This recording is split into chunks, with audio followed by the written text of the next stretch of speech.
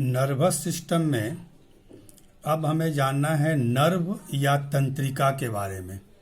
Nerve या तंत्रिका, तो हम कह सकते हैं कई न्यूरॉन आपस में संयोजी ऊतक द्वारा अगर जुड़ा होता है तो उसे हम नर्व या तंत्रिका कहेंगे। न्यूरॉन संयोजी ऊतकों द्वारा जुड़ा होता है उसे हम नर्व या तंत्रिका कहते हैं। यही उद्दीपन को विभिन्न भाग से ग्रहण करके ब्रेन तक ले आता है या स्पाइनल कॉर्ड तक ले आता है और फिर उसका आदेश को विभिन्न भागों पर पहुंचाता है। अब अगर हम उत्पत्ति देखें, ओरिजिन देखें, तो उत्पत्ति के आधार पर नर्व को बांटा गया है दो भाग में। पहला है स्पाइनल नर्व। स्पाइनल नर्व जो 31 जोड़ी होती हैं और स्पाइनल नर्व ये निकलती है स्पाइनल कॉर्ड से।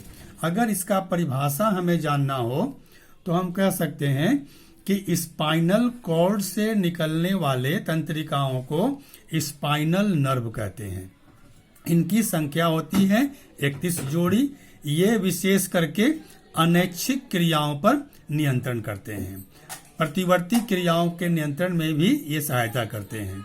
तो स्पाइनल कॉर्ड से निकलने वाले तंत्रिकाओं को कहते हैं स्पाइनल नर्व। यह 31 जोड़ी होती हैं, 31 पेयर, और यह अनैच्छिक क्रियाओं पर नियंत्रण करता है। इसके बाद है क्रेनियल नर्व। क्रेनियल नर्व ये ब्रेन या मस्तिष्क से निकलती हैं। इनकी संख्या होती है 12 जोड़ी। क्रेनियल नर्व ब्रेन या मस्तिष्क से निकलती हैं। इनकी संख्या होती है 12 जोड़ी और ये विभिन्न प्रकार के ऐच्छिक क्रियाओं पर भी नियंत्रण करते हैं। तो दोनों का परिभाषा अगर करना हो तो स्पाइनल नर्व जो है निकलेगा स्पाइनल कॉर्ड से और क्रेनियल नर्व निकलेगा ब्रेन से। इनकी संख्या 31 जोड़ी और इनकी संख्या 12 जोड़ी। इसके बाद दूसरा भाग हो सकता है कार्य के आधार पर तंत्रिकाएं ये 3 प्रकार की होती हैं, एफरेंट नर्व, इफरेंट नर्व और mixed nerve. Afferent nerve, efferent nerve और मिक्स्ड नर्व। एफरेंट नर्व ये सेंसरी नर्व के द्वारा बना होता है। एफरेंट नर्व सेंसरी नर्व के द्वारा बना होता है जो उद्दीपन को विभिन्न अंगों से, विभिन्न भागों से इकट्ठा करके ब्रेन या स्पाइनल कॉर्ड तक पहुंचाता है।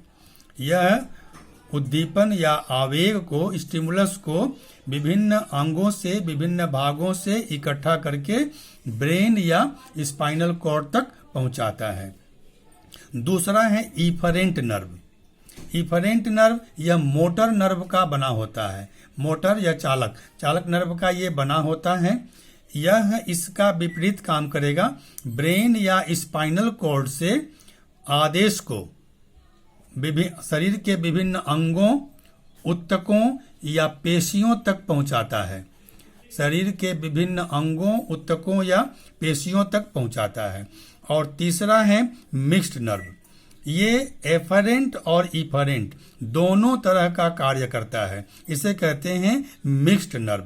जैसे हम लोग का फेशियल नर्व या वेगस नर्व ये मिक्स्ड नर्व है। तो 3 तरह का नर्व हुआ, एफरेंट नर्व, इफरेंट नर्व और मिक्स्ड नर्व। ध्यान देना है कि एफरेंट नर्व बना होता है सेंसरी का, इफरेंट नर्व बना होता है मोटर का और मिक्स्ड नर्व एफरेंट और इफरेंट यानी सेंसरी और मोटर दोनों का बना होता है और दोनों तरह का ये कार्य करता है। अब हम जानेंगे रिफ्लेक्स एक्शन, प्रतिवर्ती क्रिया।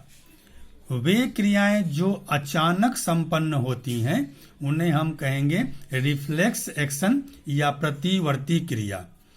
इनको होने में समय बहुत कम लगता है। जैसे कांटा चुभते ही हम लोगों का पैर स्वतः उठ जाता है या हाथ पे भी चुभेगा तो हम लोग हाथ हट जाता है। कोई वस्तु अचानक हमारे पलकों के सामने आता है तो पलकें बंद हो जाती हैं। टाइप करना ये सब जो है और नवजात शिशु का दूध पान करना, ये सब रिफ्लेक्स एक्शन प्रतिवर्ती क्रिया है। इन क्रियाओं का नियंत्रण स्पाइनल कॉर्ड करता है। प्रतिवर्ती क्रियाओं का नियंत्रण स्पाइनल कॉर्ड करता है, जिसके वजह से यह जल्दी संपन्न हो जाता है। ब्रेन अगर करता तो उसको संपन्न करने में समय लगता, जिससे हमारे जीवन को खतरा हो सकता था। इसीलिए इसका नियंत्रण स्पाइनल कॉर्ड करता है। तो परिभाषा हुआ, वे क्रियाएं जो अचानक या हठात संपन्न होती हैं उन क्रियाओं को कहते हैं रिफ्लेक्स एक्शन या प्रतिवर्ती क्रिया। जैसे कांटा चुभते ही पैर का उठ जाना, पलक झपकना, टाइप करना, यह सब उसका उदाहरण है। इन क्रियाओं का नियंत्रण स्पाइनल कॉर्ड करता है। इसके बाद हमें जानना है दो तरह का यह होता है। पहला है जन्मजात या सरल प्रतिवर्ती क्रिया, इनबॉर्न या सिंपल या अनकंडीशनल। इनबॉर्न, सिंपल या अनकंडीशनल, ये है जन्मजात सरल प्रतिवर्ती क्रिया।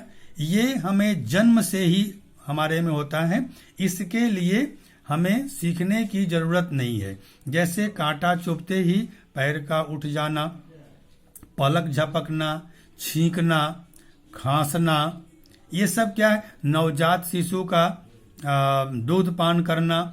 जिन क्रियाओं को करने में हम जिसको सीखे नहीं है, वो हमारे में स्वतः होता है, बचपन से ही होता है, उन्हें हम कहेंगे जन्मजात या सरल प्रतिवर्ती क्रिया। दूसरा है एक्वायर्ड या कंपाउंड या कंडीशनल, उपार्जित प्रतिवर्ती क्रिया। इसको हमें सीखने की जरूरत पड़ती है। जैसे टाइप करना, टाइपराइटर पर टाइप करना या स्मार्टफोन पर मैसेज टाइप करना। इसके अलावा साइकिल चलाना, कार चलाना, रिक्शा चलाना, विकेट कीपर का विकेट के पीछे बॉल का पकड़ना, और फुटबॉल खेल में जो गोल पोस्ट पर गोलकीपर होता है वह गेंद को पकड़ता है। ये सब सीखता है, बिना सीखे उसमें संभव नहीं है। तो उसे कहेंगे एक्वायर्ड या कंपाउंड या कंडीशनल रिफ्लेक्स एक्शन। तो परीक्षा में बेसी भाग क्या होता है, उदाहरण दे देता है और पूछता है कि यह कौन सी क्रिया है। अब इसका पूछता है कि इसका क्या हमारे जीवन में महत्व है। तो महत्व में छींकना, अगर हम कहीं हैं, धूल कण हमारे या कोई मसालादार मिर्चीदार सब्जी बन रहा है, मिर्ची हो, उसके बाद अगर हमारे नाक में आता है हम लोग छींक देते हैं। तो छींकने से वो कण बाहर चला आता है। अगर नहीं छींकेंगे तो हमारे फेफड़े में आकर नुकसान पहुंचाएगा। खांसी, रास्ता में धूल कण आ रहा है, निकल रहा है, अगर हमारे नाकों में गया तो हमारे सुरसुरी होती है श्वास नली में और हम लोग खांस देते हैं। तो खांसने से भी धूल कण वो बाहर चला आता है। कोई वस्तु अचानक हमारे आंखों के सामने आता है तो पलकें हमारी अपने आप तुरंत बंद हो जाती हैं। तो ये सब कुछ ऐसी क्रिया हैं जो हमें बचाती हैं। तो ये सब प्रतिवर्ती क्रिया हमारे लिए काफी महत्वपूर्ण है। इसके बाद अब जो ये तंत्रिका तंत्र है, नर्वस सिस्टम, वो 3 प्रकार का होता है। Central nervous system, CNS, Hindi में कहेंगे केंद्रीय तंत्रिका तंत्र, केंद्रीय तंत्रिका तंत्र, सेंट्रल नर्वस सिस्टम। इसके अंतर्गत ब्रेन, मस्तिष्क और स्पाइनल कॉर्ड आता है। इसके अंतर्गत ब्रेन और स्पाइनल कॉर्ड आता है। उसके बाद है पेरीफेरल नर्वस सिस्टम। तो पेरीफेरल नर्वस सिस्टम को PNS कहेंगे, परिधीय तंत्रिका तंत्र। इसके अंतर्गत क्रेनियल नर्व, इसका चर्चा पहले हो गया है, क्रेनियल नर्व और स्पाइनल नर्व। क्रेनियल नर्व 12 जोड़ी है, स्पाइनल नर्व 31 जोड़ी है, ये इसके अंतर्गत आते हैं। और तीसरा है ऑटोनोमस नर्वस सिस्टम, ANS, स्वायत्त तंत्रिका तंत्र। इसके अंतर्गत गैंग्लियन आते हैं। अब ये गैंग्लियन क्या है? गैंग्लियन जो बताए थे, न्यूरॉन में साइटन होता है। तो असंख्य जो न्यूरॉन का साइटन है, न्यूरॉन का साइटन, असंख्य न्यूरॉन के साइटन के समूह को हम लोग गैंग्लियन कहेंगे। और यह भी मस्तिष्क की तरह उद्दीपन को ग्रहण करता है और आदेश को भेजने का कार्य करता है, लेकिन ये छोटा छोटा होता है, स्थानीय काम करेगा ये। और इसके बाद है सेंस ऑर्गन। सेंस ऑर्गन कहते हैं संवेदी अंग। ये पहले हम लोग पढ़ चुके हैं 8-9 में कि संवेदी अंग क्या है, वे अंग जिनकी सहायता से हमें बाहरी वातावरण का ज्ञान प्राप्त होता है, उन्हें कहेंगे संवेदी अंग।